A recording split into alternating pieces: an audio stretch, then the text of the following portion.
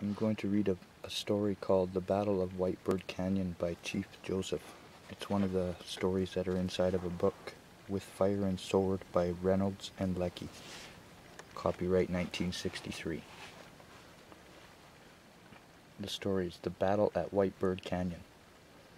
Of all the Indian leaders who resisted the white man's westward movement following the Civil War, none was more able or eloquent than Chief Joseph of the Nez Perce, writes one of his biographers, Russell Davis. With 300 warriors, he fought off the armed might of the United States Army, while leading the women and children and old people of his tribe over a tortuous 1,800-mile trail toward Canada. He fought 11 engagements with the Army, 5 of them major battles. Of these battles, Joseph won 3, fought evenly in one, and lost only one, the last one. That single devouring defeat came in Montana on October 5, 1877, after Generals Howard and Miles persuaded Chief Joseph to surrender. The white men had promised that the Nez Perce would return to their Wallowa Valley, land of winding waters in eastern Oregon. The pledge was never honored, much as Howard and Miles, both sincere and honest men, had been confident that it would be. Just before Chief Joseph died in 1904, after a single visit to his beloved Wallowa, he went to Washington to persuade the U.S. government to keep its promise. He said, "Let me be a free man, free to travel, to stop, free to work, free to trade where I choose, free to choose my own teachers, free to follow the religion of my fathers, free to think and talk and act for myself, and I will obey every law, or submit to the penalty." No more noble expression of human aspiration is possible, and yet the pledge remained dishonored. But Chief Joseph never lost his own honor, as may be seen in his moving account of the events that brought him on the warpath in 1877. Through all of the years since the white man came to Wallowa, we had been threatened and taunted by them and the treaty Nez Perces. They had given us no rest. We have always had a few good friends among white men, and they have always advised my people to bear these taunts without fighting. Our young men were quick-tempered, and I have had great trouble in keeping them from doing rash things. I have carried a heavy load on my back ever since I was a boy. I learned that we were few, while the white men were many, and that we could not hold our own with them. We were like deer, they were like grizzly bears. We had a small country, their country was large. We were contented to let things remain as the great chief spirit made them. They were not and would change the rivers and mountains if they did not suit them. Year after year we had been threatened, but no war was made upon my people until General Howard came to our country 2 years ago and told us that he was the white war chief of that country. He said, "I have a great many soldiers at my back. I'm going to bring them up here, and then I will talk to you again. I will not let white men laugh at me the next time I come. The country belongs to the government, and I intend to make you go upon the reservation." I remonstrated with him against bringing more soldiers to the Nez Perce country. He had one house full of troops at the time of Fort Lapwai. The next spring, the agent at Umatilla Agency sent an Indian runner to tell me to greet General Howard at Walla Walla. I could not go myself, but I sent my brother and 5 other head men to meet him, and they had a long talk. General Howard said, "You have talked straight, and it is all right. You can stay at Wallowa." He insisted that my brother and his company should go with him to Fort Lapwai. When the party arrived there, General Howard sent out runners and called all the Indians to a grand council. I was in that council. I said to General Howard, "We are ready to listen." He answered that he would not talk then, but would hold a council next day when he would talk plainly. I said to General Howard, "I am ready to talk today. I have been in a great many councils, but I am no wiser. They are all sprung from a woman, although we are unlike in many ways. We cannot be made over again. You are as you were made, and as you were made you can remain. We are just as we were made by the Great Spirit, and you cannot change us. Then why should children of one mother and one father quarrel? Why should one try to cheat the other? I do not believe that the Great Spirit Chief gave one kind of men the right to tell another kind of men what they must do. General Howard replied, "You deny my authority, do you? Do you want to dictate to me, do you?" Then one of the chiefs, Tuluhul-Suit, rose in the council and said to General Howard, "The Great Spirit Chief made this world as it is, and as he wanted it, and he made a part of it for us to live upon. I do not see where you get your authority to say that we shall not live where he places us." General Howard lost his temper and said, "Shut up, I don't want to hear any more of such talk. The law says you shall go upon the reservation to live, and I want you to do so. But you persist in disobeying the law, meaning the treaty. If you do not move, I will take the matter into my own hand and make you suffer for your disobedience." Tuluhul-Suit answered, "Who are you that you ask us to talk and then tell me I shan't talk? Are you the Great Spirit? Did you make the world? Did you make the sun? Did you make the rivers to run for us to drink? Did you make the grass to grow? Did you make all these things that you talk to us as though we were boys? If you did, then you have the right to talk to us as you do." General Howard replied, "You are an impudent fellow, and I will put you in the guardhouse," and then ordered a soldier to arrest him. Tuluhul-Suit made no resistance. He asked General Howard, "Is this your order?" "I don't care. I have expressed my heart to you. I have nothing to take back. I have spoken for my country. You can arrest me, but you cannot change me or make me take back what I have said." The soldiers came forward and seized my friend and took him to the guardhouse. My men whispered among themselves whether they should let this thing be done. I counseled them to submit. I knew if we resisted, that all white men present, including General Howard, would be killed in a moment, and we would be blamed. If I said nothing, General Howard would never have given order against my men. I saw the danger, and while they dragged Tuluhul-Suit to prison, I arose and said, "I am going to talk now. I don't care whether you arrest me or not." I turned to my people and said, "The arrest of Tuluhul-Suit was wrong, but we will not resent the insult. We were invited to this council to express our hearts, and we have done so." Tuluhul-Suit was prisoner for 5 days before he was released. The council broke up that day. On the next morning, General Howard came to my lodge and invited me to go with him and White Bird and Looking Glass to look for land for my people. As we rode along, we came to some good land that was already occupied by Indians and white people. General Howard, pointing to this land, said, "If you will come onto the reservation, I will give you these lands and move these people off." I replied, "No, it would be wrong to disturb these people. I have no right to take their homes. I have never taken what did not belong to me. I will not now." We rode all day upon the reservation and found no good land unoccupied. I have been informed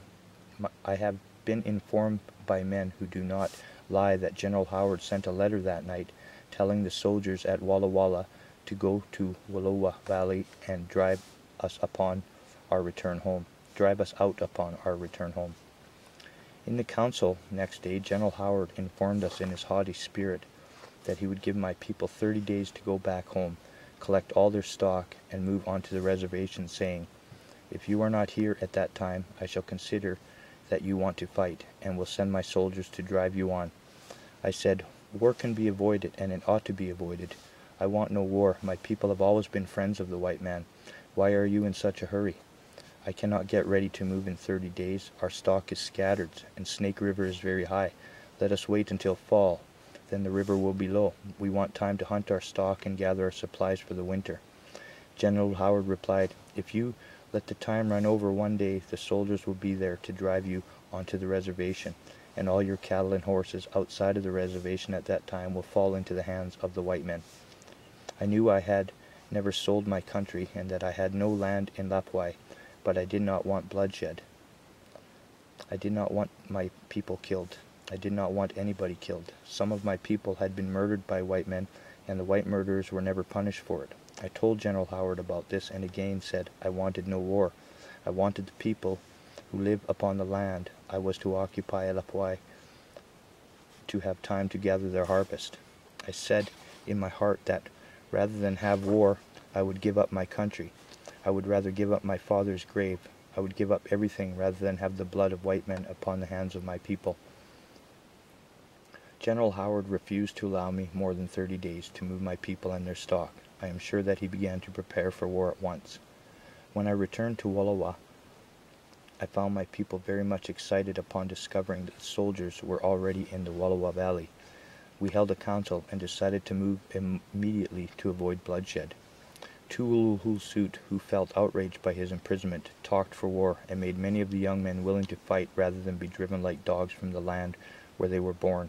He declared that blood alone would wash out the disgrace of General Howard had put upon him. I required a strong heart to stand up against such talk, but I urged my people to be quiet and not to begin a war. We gathered all the stock we could find and made an attempt to move. We left many of our horses and cattle in Wallowa, and we lost several hundred in crossing the river. All my people succeeded in getting across in safety. Many of the Nez Perces came together in Rocky Canyon to hold a grand council. I went with all my people. This council lasted 10 days. There was a great deal of war talk and a great deal of excitement. There was one young brave present whose father had been killed by a white man 5 years before. This man's blood was bad against white men, and he left the country calling for revenge. He left the council calling for revenge. Again I counseled peace, and I thought the danger was past. We had not complied with General Howard's orders because we could not, but we intended to do so as soon as possible. As I was leaving the council to kill beef for my family, when news came upon the young man whose father had been killed and had gone out with several hot-blooded young braves and killed 4 white men. He rode up to our council and shouted, "Why do you sit here like women? The war has begun already." I was deeply grieved. All the lodges were moved except my brother's and my own. I saw clearly that the war was upon us when I learned that my young men had been secretly buying ammunition. I heard then that Tuulhulsuit, who had been imprisoned by General Howard, had succeeded in organizing a war party. I knew that their acts would involve all my people. I saw that the war could not be prevented. The time had passed. I counseled peace from the beginning. I knew that we were too weak to fight the United States. We had many grievances, but I knew that war would bring more. We had good white friends who had advised us against taking the war path. My friend and brother, Mr. Chapman, who had been with us since the surrender, told us just how the war would end. Mr. Chapman took sides against us and helped General Howard. I do not blame him for doing so. He tried hard to prevent bloodshed. We hoped the white settlers would not join the soldiers. Before the war commenced, we had discussed this matter all over, and many of my people were in favor of warning them that if they took no part against us, they should not be molested in the event of a war being begun by General Howard. This plan was voted down in the War Council. There were bad men among my people who had quarreled with white men, and they talked of their wrongs until they roused all the bad hearts in the council. Still, I could not believe that they would begin the war. I know that my young men did a great wrong, but I ask, who was the first to blame? They had been insulted 1,000 times, their fathers and brothers had been killed, their mothers and wives had been disgraced, they had been driven to madness by the whiskey sold to them by the white men. They had been told by General Howard that all their horses and cattle, which they had been unable to drive out of Wallowa, were to fall into the hands of white men, and added to all this, they were homeless and desperate. I would have given my own life if I could have undone the killing of white men by my people. I blame my young men, and I blame the white men. I blame General Howard for not giving my people time to get their stock away from the Wallowa. I do not acknowledge that he had the right to order me to leave Wallowa at the time. I deny that either my father or myself ever sold that land. It is still our land. It may never again be our home, but our father sleeps there, and I love it as I love my mother. I left there hoping to avoid bloodshed. If General Howard had given me plenty of time to gather up my stock and treated Tuulhulsuit as a man should be treated, there would have been no war. My friends among white men have blamed me for the war. I am not to blame. When my young men began the killing, my heart was hurt. Although I did not justify them, I remember all the insults I had endured, and my blood was on fire. Still, I would have taken my people to the buffalo country without fighting, if possible. I could see no other way to avoid a war. We moved over to White Bird Creek, 16 miles away, and there encamped, intending to collect our stock before leaving. But the soldiers attacked us, and the first battle was fought. We numbered in that battle 60 men, and the soldiers retreated before us for 12 miles. They lost 33 killed, and they had 7 wounded. When an Indian fights, he only shoots to kill, but soldiers shoot at random. None of the soldiers were scalped. We do not believe in scalping, nor in killing wounded men. Soldiers do not kill many Indians unless they are wounded and left upon the battlefield. Then they kill Indians. 7 days after the first battle, General Howard arrived at the Nez Perce country, bringing 700 more soldiers. It was now war in earnest. We crossed over Salmon River, hoping General Howard would follow. We were not disappointed. He did follow us, and we got between him and his supplies and cut him off for 3 days. He sent out 2 companies to open the way. We attacked them, killing 1 officer, 2 guides, and 10 men. He withdrew, hoping the soldiers would follow, but they... Something jumping in the river here, or the lake. We withdrew, hoping the soldiers would follow, but they had got fighting enough for that day. They entrenched themselves, and the next day we attacked again. The battle lasted all day and was renewed next morning. We killed 4 and wounded 7 or 8. About this time, General Howard found out that there were in his rear. 5 days later, he attacked us with 350 soldiers and settlers. We had 250 warriors. The fight lasted 27 hours. We lost 4 and killed and several wounded. General Howard's loss was 29 men killed and 60 wounded. The following day, the soldiers charged upon us, and we retreated with our families and stock, and a few miles, leaving 80 lodges to fall in General Howard's hands.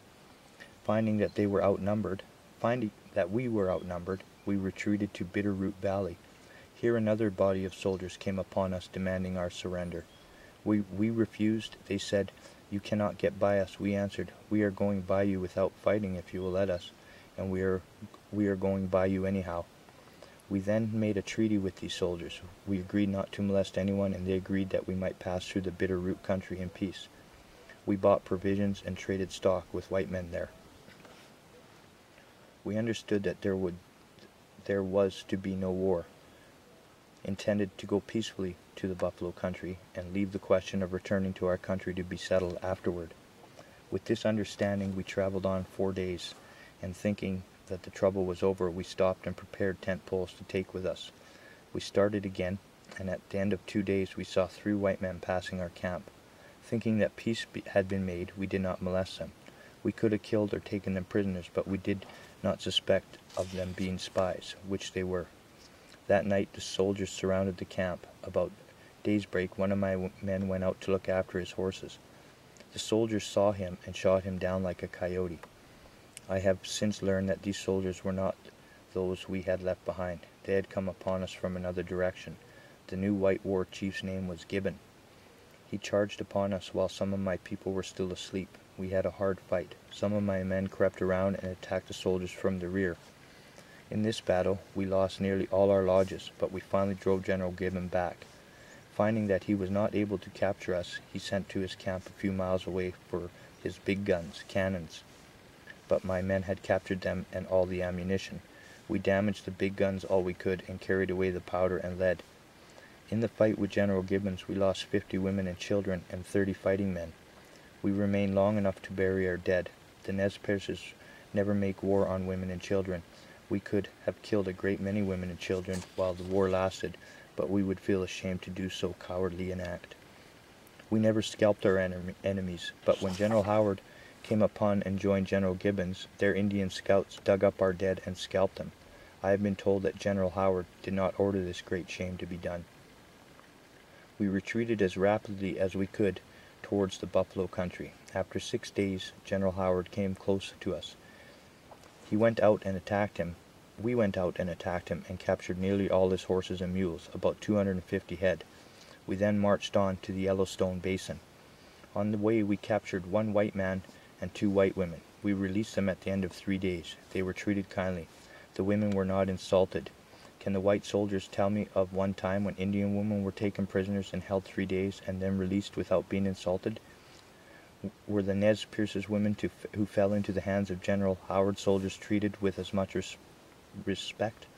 I deny that Nez Perce was ever guilty of such a crime.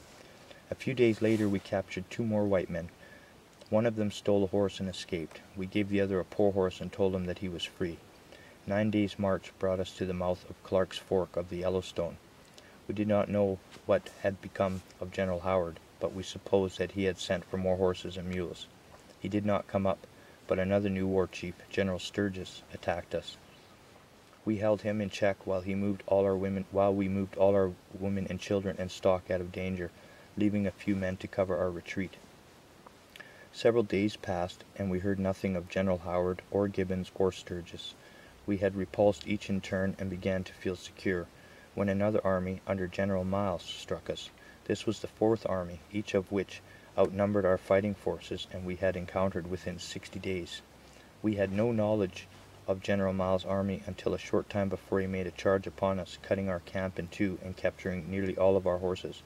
About 70 men, myself among them, were cut off. My little daughter, 12 years of age, was with me. I gave her a rope and told her to catch a horse and join the others, who were cut off from the camp. I have never seen her since, but I have learned that she is alive and well. I thought of my wife and children, who were now surrounded by soldiers, and I resolved to go to them or die. With a prayer in my mouth to the great spirit chief who rules above, I dashed unarmed through the line of soldiers. It seemed to me that there were many guns on every side, before and behind me.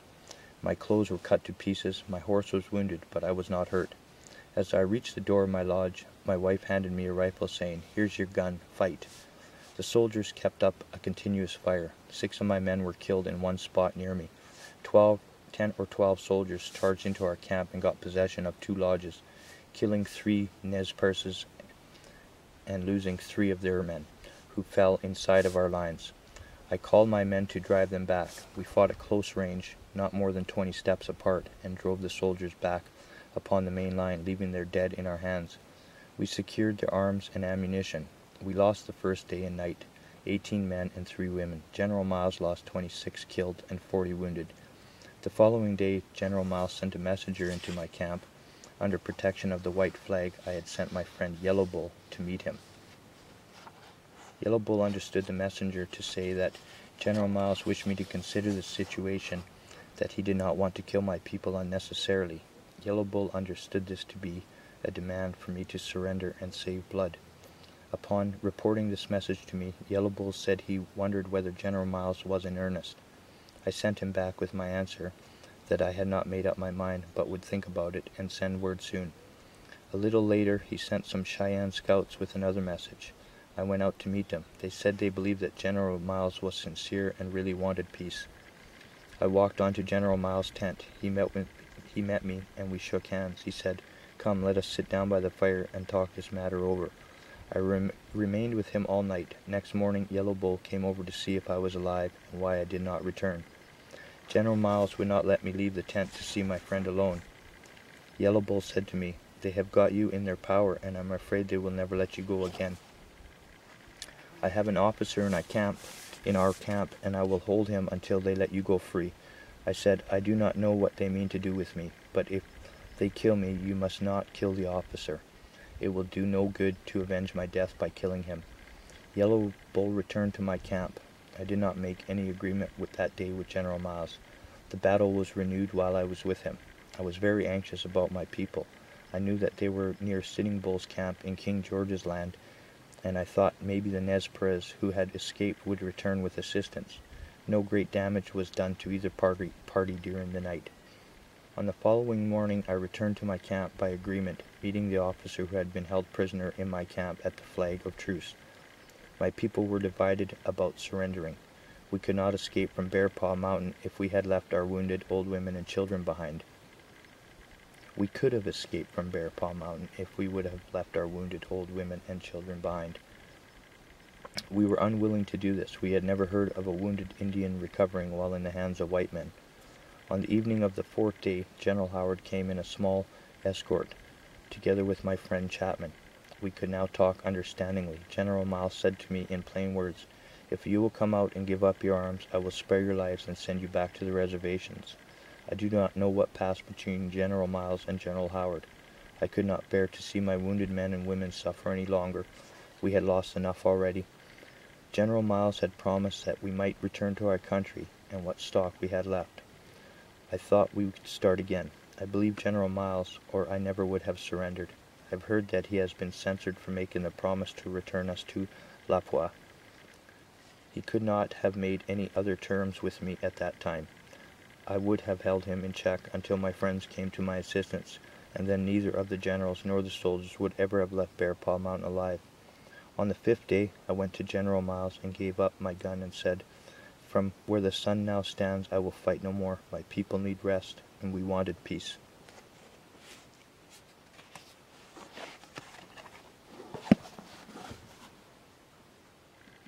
Anyways, I thought that was a pretty cool story. I hope you enjoyed it. Sorry about the bad reading. Oh well.